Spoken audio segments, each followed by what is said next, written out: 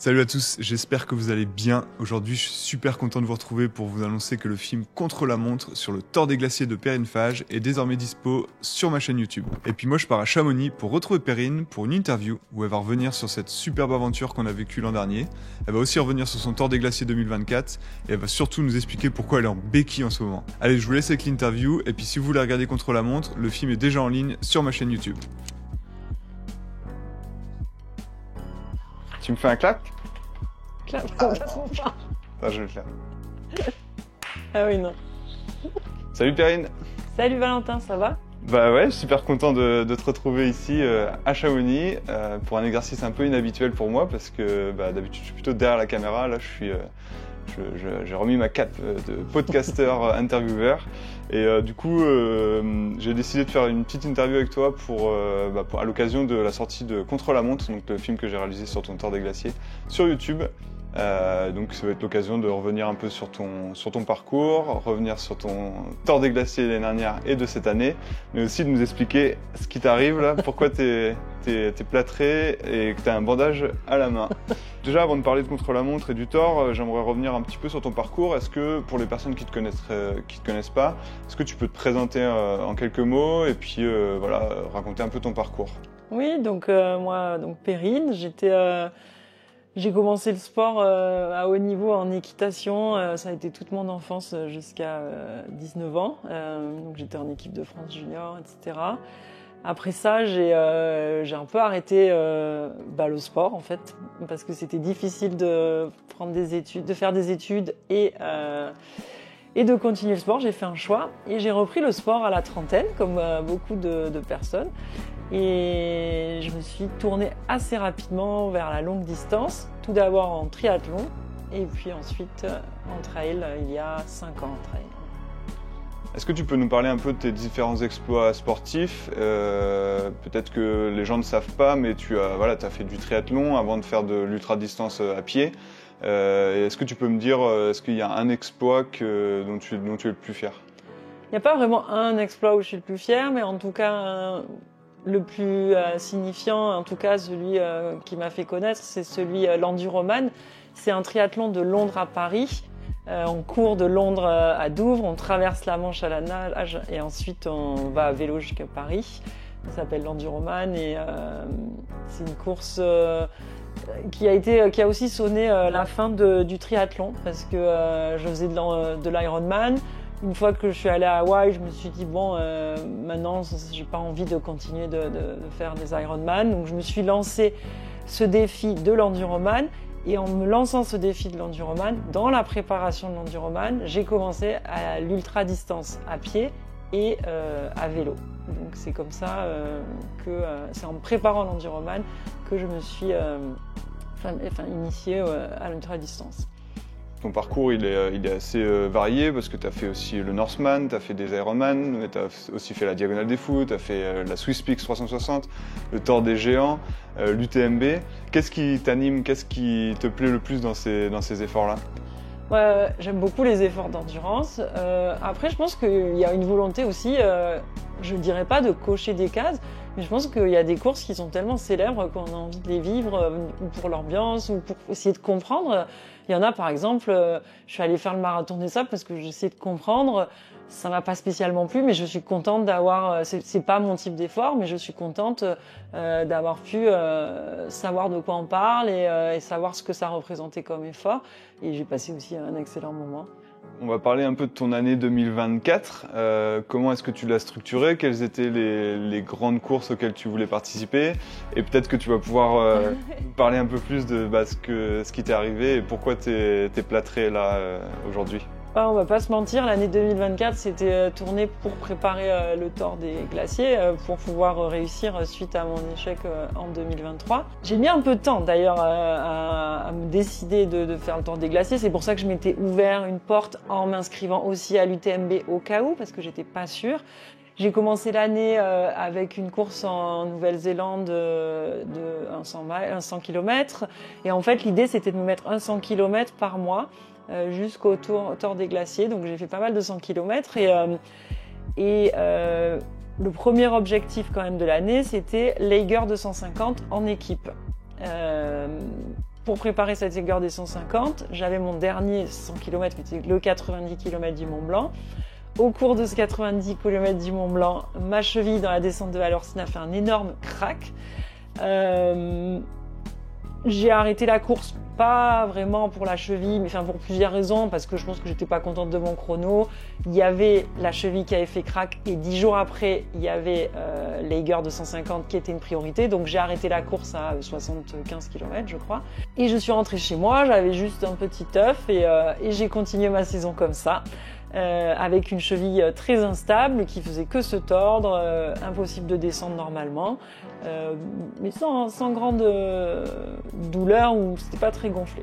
Donc en juillet, j'ai participé à l'Aigueur des 150, ça c'était une grande réussite en équipe, ça s'est super bien passé, on a fait un bon résultat, belle course, belle prépa pour l'Hauteur des Glaciers. Et là, on arrive Hauteur des Glaciers et ça s'est pas passé encore une fois, on va dire, comme je le voulais. C'est vrai que j'ai pas trop communiqué sur ce qui s'était passé sur l'Hauteur des Glaciers. Pourquoi j'ai pas trop communiqué dessus? Bah déjà parce que j'ai été très malade après ça. Et ensuite, j'ai pas su. Je pense que j'étais tellement à l'aise et apaisée avec ma décision que j'avais pas envie qu'on vienne me la remettre en question. Donc ce qui s'est passé, c'est que la course s'est très bien passée au début. J'avais beaucoup appris des erreurs que j'avais fait l'année passée. J'ai énormément travaillé sur ma gestion du sommeil et j'ai énormément appris. C'est-à-dire que c'est une course qui aujourd'hui, je l'ai toujours pas réussi. Je pense que je peux encore échouer, c'est possible. Mais par contre, je pense que j'ai compris la course et j'ai compris aussi comment gérer le sommeil notamment. Et je ne me suis pas retrouvée dans une situation où je me mettais en danger parce que j'avais pas assez dormi et tout ça. Et donc, j'arrivais à avancer suffisamment bien en respectant un temps de sommeil assez important. Malheureusement, je pense que j'ai chopé un petit virus à Chamonix, comme beaucoup d'entre nous. Je suis arrivée Hauteur des Glaciers, il faisait quand même assez froid la nuit. Je pense que mon erreur a été que je me suis mal couverte les premières nuits. Je transpire beaucoup, j'ai super chaud. Et donc je pense que sur un virus, j'ai chopé, je sais pas ce qui s'est passé, mais bon bref, tous les jours, je commençais à avoir vraiment des difficultés respiratoires. Si bien qu'au 5e jour, mes difficultés respiratoires m'empêchaient vraiment de respirer à un point où je faisais... Et en plus, j'ai un terrain asthmatique, donc vraiment... Et c'est en fait, j'avais mal nulle part, j'avais aucun problème, mais... Et voilà, et j'ai pris la décision d'arrêter parce que pour moi, un problème pulmonaire, c'est pas une cheville cassée, c'est pas... je veux dire, j'ai fait des courses où je me suis volontairement, pas volontairement, mais en le sachant, je me suis j'ai déjà eu une fracture sur un triathlon et je le savais, j'ai déjà eu la cheville, mais les poumons c'est pas pareil et donc j'ai décidé d'arrêter et voilà, à la suite de ça, ça a été un peu compliqué, la redescente sur Champoluc, les urgences sur la vallée d'Aoste, ensuite prendre un avion pour rentrer chez moi avec une pneumopathie. Puis je suis arrivée en Arabie, on m'a tout de suite envoyée aux urgences, j'étais sous oxygène pendant un moment, j'ai vu mes poumons avec des taches dessus. Bon voilà. Enfin, après, ça s'est réglé en 15 jours avec une antibiothérapie et tout allait bien. Après, il faut dire que par rapport à l'année dernière, les conditions étaient complètement différentes. L'année dernière, on a eu un super temps, en tout cas au début de la course. Après, la météo s'est un petit peu gâtée, mais c'était que des orages. Là, cette année, est-ce que tu peux me parler un peu des conditions? C'était catastrophique. Enfin, voilà, il a fait très froid, il y a eu de la neige, c'était très difficile pour tout le monde. Moi, j'aime bien le froid, donc c'est vrai que c'était difficile. Et je pense en plus les jours suivants, moi où j'ai arrêté, après ça a été encore pire parce qu'il a vraiment neigé et tout ça. Donc oui, moi j'ai eu la neige, je crois que j'ai eu de la pluie aussi. Mais on est tellement conditionné à ça, à avancer quoi qu'il arrive. Peu importe les éléments, moi ça m'a pas dérangé honnêtement. C'est juste que je pense que ça a contribué à développer mes problèmes pulmonaires et voilà. Et j'ai arrêté parce que je voulais pas prendre de risques irréversibles pour ma santé. Voilà. Et, Ouais, ça devenait dangereux pour toi. Alors que l'année dernière, on va pas spoiler ce qui s'est passé, mais c'était un peu plus compliqué. T'étais plus à jouer avec les barrières horaires, etc. Là, t'étais beaucoup plus en avance. Moi, je te suivais à distance. J'avais les temps par rapport à l'année dernière, j'avais les temps de passage. T'avais 8 heures d'avance sur tes temps de passage. Tout était bien, sauf que voilà, il y a beaucoup de gens qui sont tombés malades. Et malheureusement, le Tour, c'est une course qui est très longue et il peut se passer plein de choses. On l'a vu aussi sur le Tour des Géants. On contrôle pas tout et voilà, ça t'a pris une sage décision. Je crois que tout le monde était malade. On entendait au ravito à tout le monde tousser, un truc dégueulasse. Bon, voilà, c'était vraiment tout le monde était malade. Il y avait des gens aussi à qui on a donné des médicaments pendant les ravitaux. Moi, j'avais pas d'assistance, etc. Bon, après, je pense pas que j'aurais pris des médicaments. Mais de toute façon, voilà, j'ai pas pris le risque. C'est un choix que j'ai fait. Peut-être que j'aurais pas dû et que j'en pouvais, mais peu importe. En fait, c'est pas grave. C'est sûr que ça fait bizarre d'abandonner alors qu'on peut marcher, qu'on n'a pas de courbature. Enfin, j'étais pas non plus, j'aurais pas couru. Mais bon, que les pieds vont bien, les jambes vont bien, le visage est pas fracturé. On verra ça plus tard. Tout va bien et ça fait bizarre, mais honnêtement, j'étais très apaisée avec ça. Et quand je suis rentrée, la seule chose que j'avais, c'était de rentrer chez moi, d'aller à un hôpital et de vérifier que tout allait bien. Voilà. Et du coup, ça nous explique pas pourquoi tu es en béquille aujourd'hui. Alors, pendant le Tour, je me suis beaucoup retordu la cheville, même sur du plat. Certains concurrents pourront en attester. À la suite du Tour, j'ai pris un peu du temps pour moi. Je me suis remis au yoga, à la natation. Et au yoga, j'avais très mal à la cheville. À la natation, c'était vraiment très douloureux alors que ça ne l'était pas sur 250 km. Et j'ai fait un IRM et les ligaments de la cheville sont complètement arrachés. Je n'ai eu d'autre choix que de passer par la case de chirurgie. Après plusieurs avis médicaux, beaucoup, j'ai décidé d'aller à l'opération. Voilà. Donc là, j'en ai pour quelques mois. Je le vis très bien. Pour le moment, ça fait que 2 semaines. Non, je le vis bien parce que je pense que c'est nécessaire. Ça va me permettre de faire un break. Et puis, du coup, je prends soin de moi, du reste du corps. Je m'entraîne le haut du corps. J'arrive quand même à faire de l'exercice et voilà. T'es sûr que tu prends soin de toi, du haut du corps? Parce que je vois que t'as aussi une blessure au poignet. Qu'est-ce qui s'est passé? J'ai joué avec des couteaux. Oui, j'avoue, là, j'ai pas eu de chance. Oui, je me suis ouvert avec des couteaux, donc c'est pas top du coup parce que je pensais faire un record en béquille, mais là ça appuie, ça fait un peu mal.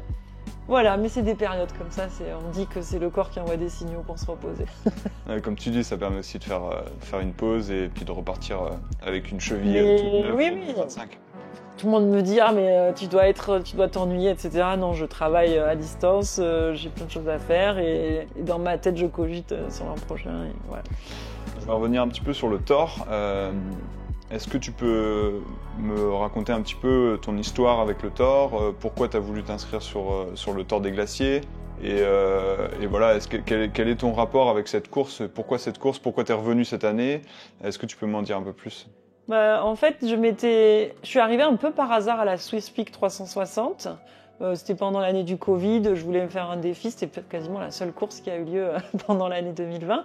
Et j'ai adoré le 200 miles, donc j'ai trouvé que ce format était super. Donc tout naturellement, je suis allée faire le Tour des Géants l'année d'après. Et quand je suis arrivée à Courmayeur pour le Tour des Géants, il y avait le départ du Tour des Glaciers. Je ne connaissais même pas cette course, je ne savais pas ce que c'était. Et j'ai vu tous ces gens avec leurs sacs à dos qui partaient faire la guerre. Et je me rappelle, il neigeait même, je crois qu'il commençait à neigeoter. C'est le vendredi à 20h, ils partaient de nuit avec des gros sacs et on m'a expliqué ce qu'ils allaient faire. Et j'ai trouvé ça fou et pour moi, je me suis dit, non, jamais je ferai ça.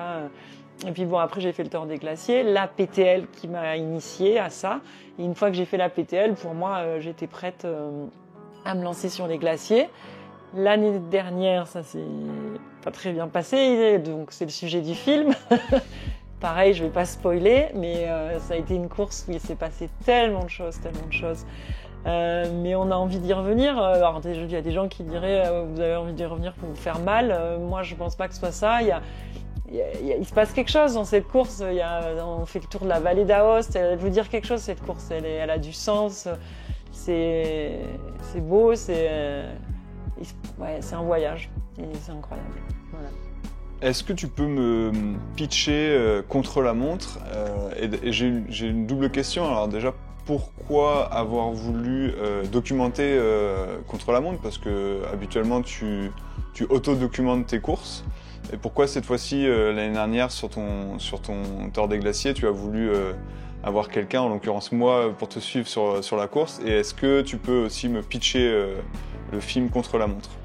Bah, contre-la-montre, c'est c'est l'histoire d'une fille qui part faire la plus grosse course de sa vie, qui va durer une semaine, faire le tour de la vallée d'Aoste, et rien ne se passe comme prévu, et il se passe des péripéties du début à la fin, ça n'arrête pas.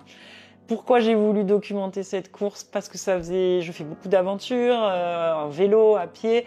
Ça faisait un moment que j'avais envie d'avoir quelque chose qui reste. Et je pense que la rencontre avec toi a fait que je pensais que j'avais trouvé la bonne personne pour documenter cette course. Et voilà, j'ai bien fait.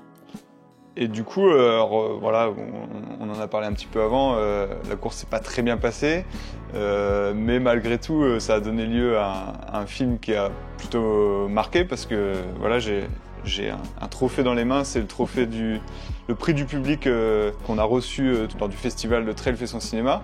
Est-ce que tu peux me parler un peu de l'aventure, au-delà de la course, cette aventure contre la montre, qu'est-ce que ça a donné lieu aussi en 2024? Est-ce que tu peux m'en parler un petit peu plus? Ah oui, c'est vrai que moi, je m'attendais pas à un tel engouement pour le film, même si je comprends qu'il est touchant parce qu'il se passe tellement de choses et que je vais tellement au bout de moi, etc. Et puis, ce qui est super, moi en tout cas, c'est que comme tu l'as documenté, on était vraiment en équipe avec toi, avec Sam, le photographe, et ensuite, au début, je voulais pas que le film sorte. J'étais gênée, en fait, peut-être de la pudeur, je sais pas. Donc, quand tu m'as montré le film, j'ai dit, il est super, t'es extraordinaire, mais je veux pas qu'il sorte. Je crois que j'avais un peu honte, j'étais gênée. Je me disais, mais qui ça va intéresser, etc. Et puis, je pense que j'ai vraiment vu le film en entier que quand on l'a vu à Annecy. Et je suis venue à Annecy parce que j'avais beaucoup de retours pendant la tournée du festival. Et j'avais beaucoup de retours sur les réseaux sociaux, les gens m'écrivaient et tout ça. Je me suis dit, ça a touché les gens. Donc j'avais envie d'être là pour nous aussi, parce que c'est quelque chose qu'on a vécu ensemble en équipe. Donc j'avais envie d'être là à Annecy et c'était super. On a reçu le prix du public. J'étais vraiment très touchée. Voilà. Donc non, franchement... c'est surtout la première fois que j'ai vu le film en vrai et sur grand écran. J'étais très touchée. Voilà, un beau moment. J'aurais pas cru que... Tu sais, pour moi, c'était aussi... je pense que c'était la première fois, c'était mon plus gros projet à l'époque. C'était aussi la première fois que je suivais un ou une athlète sur une course aussi longue. C'était une aventure, enfin pour nous, avec Sam, on en parle quasiment tous les jours, parce que c'était vraiment une aventure au-delà du tournage. C'était une aventure incroyable, parce qu'on a aussi vu des paysages incroyables. On t'a retrouvé dans des états, tous les jours c'était un peu différent. On avait une surprise au réveil, et puis on attendait aussi que tu nous racontes ce qui se passait. Et moi, ça a un peu changé ma carrière de vidéaste, parce que je suis passé sur des projets, ça m'a aussi ouvert des portes, ça m'a permis de travailler sur des projets beaucoup plus gros. Et notamment cette année, on a pu te suivre sur une course qui s'est beaucoup mieux passée que prévu. Alors, il y a eu moins de rebondissements, tout était un peu plus linéaire, mais c'était aussi super intéressant. Est-ce que tu peux me parler aussi de notre projet cette année? Tu l'as abordé un petit peu avant. Oui, donc sur les Gare 250, l'idée c'était d'avoir quelque chose qui n'était pas focus sur moi. Et comme on a fait le projet à deux en équipe, c'était aussi de voir un athlète élite qui court très vite avec quelqu'un comme moi qui n'est pas forcément, qui est plus sur des distances plus longues et beaucoup moins rapides, et de voir comment ensemble ils peuvent aller au bout d'une longue distance. Et c'est-à-dire que lui il devait gérer ses frustrations pour rester à mon niveau, à ma vitesse, et pour lui aussi c'était difficile aussi, peut-être parce que c'était différent, un différent type d'effort. Et pour vous, ce qui était différent, c'est que vous deviez envoyer des réels et tout ça à un rythme vraiment beaucoup plus rapide que pour le Tour des Glaciers. Vous deviez délivrer hyper vite, non? Bah, en fait, la différence, c'est que c'était une course plus courte pour toi, mais pas plus courte pour la plupart des coureurs. Mais 250 km, donc c'était sur 3 jours de course, et donc il fallait créer du contenu. Et donc la fréquence de livraison de contenu sur les réseaux était un peu plus rapide. Mais au final, ça s'est super bien passé. Et c'était aussi chouette de changer un peu de format, d'être à deux, courir à deux pour toi et pour nous aussi suivre 2 coureurs.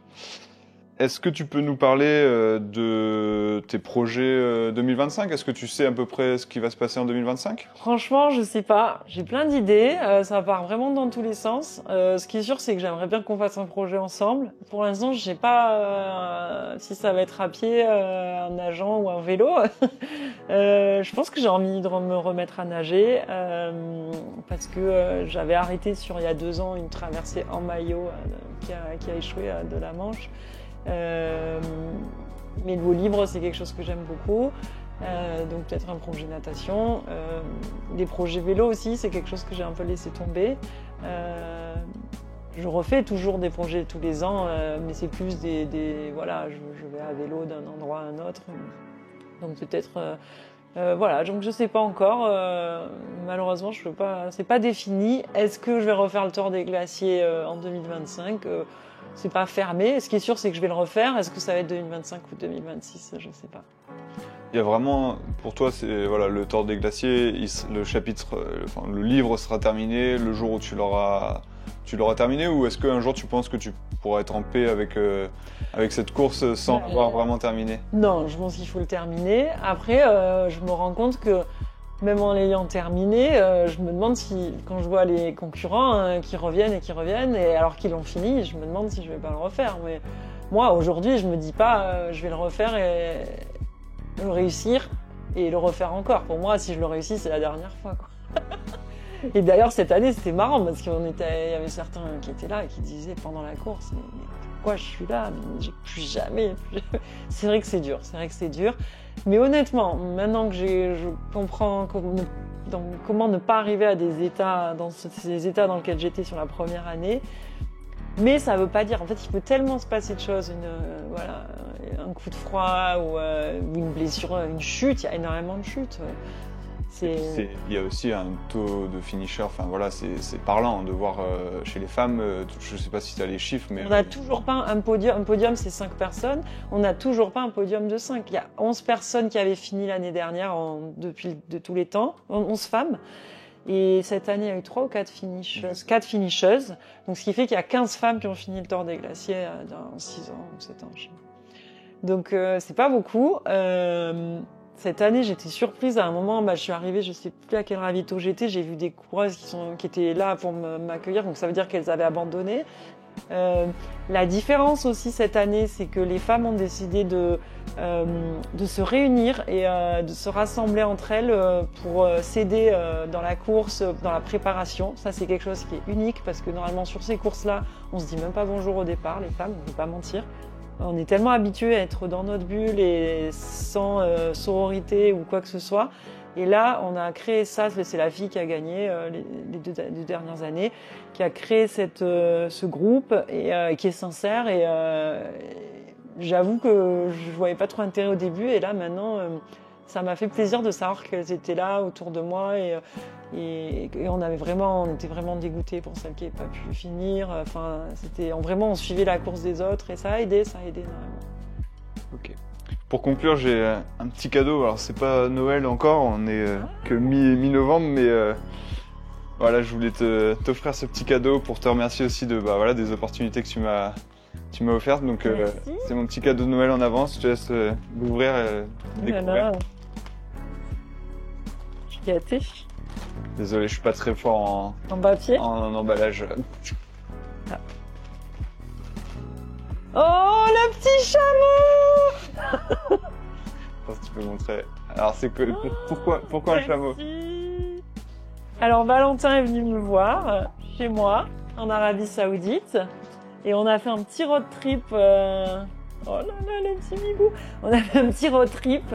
Et donc ça, c'est un petit chameau qui était trop mignon, enfin un dromadaire. Je dis chameau parce qu'en anglais c'est camel. quoi qu'il en soit. Et du coup, ce petit chameau, il nous a accompagnés en haut d'une montagne à Alula où il y avait une lumière extraordinaire au coucher du soleil. Et j'adore cette photo. Merci. Avec plaisir. Bon, en tout cas, merci beaucoup Perrine. C'est super cool et super intéressant d'avoir de tes nouvelles. Merci pour ton retour. Pour ceux qui veulent voir Contre-la-montre, eh ben, il est désormais disponible en libre accès sur YouTube. Et puis nous, on se dit à la prochaine pour une prochaine aventure. Ciao. Salut.